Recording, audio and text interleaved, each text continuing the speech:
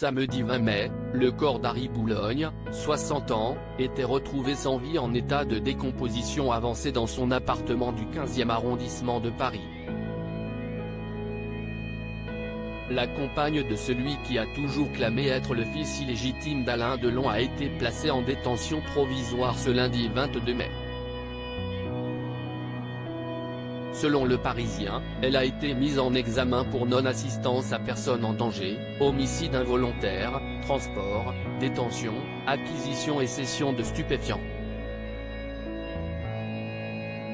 Le quotidien affirme que la mise en cause a découvert le corps du photographe en rentrant d'un séjour en région et qu'elle aurait tardé à prévenir les secours craignant d'éventuelles poursuites. Sa compagne affirme qu'Harry Boulogne a succombé à une overdose. Immédiatement après l'annonce de ce décès, Anthony Delon a réagi. Sur son compte Instagram, il a publié I.P. Rest in peace, repose en paix en français, sur un fond noir.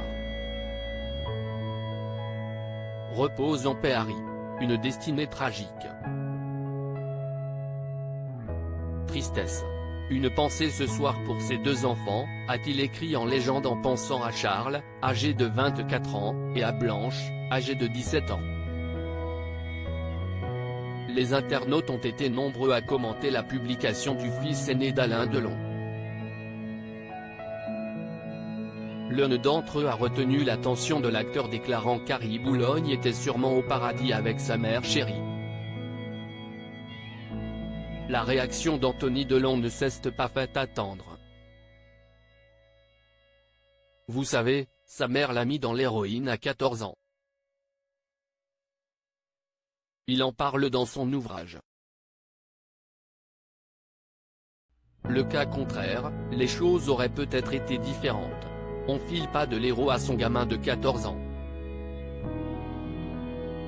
Non, a-t-il écrit. Le souvenir de sa mère révélé dans un livre. La mère d'Harry Boulogne s'appelait Christa Pavgun, dit Nico.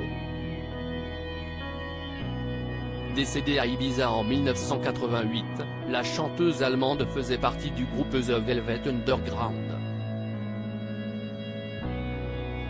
Proche d'Andy Warhol, elle a côtoyé les plus grandes stars du rock des années 60 et 70. En 2001, Harry Boulogne évoquait son souvenir dans son livre intitulé L'amour n'oublie jamais. Pour moi, c'était une très bonne mère.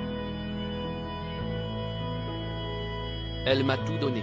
Même la drogue, je l'ai vécu à fond avec elle sans que ce soit un problème. De mes 16 ans jusqu'à la fin, nous avons partagé la drogue, la même seringue. C'était une manière d'être ensemble, avait-il écrit.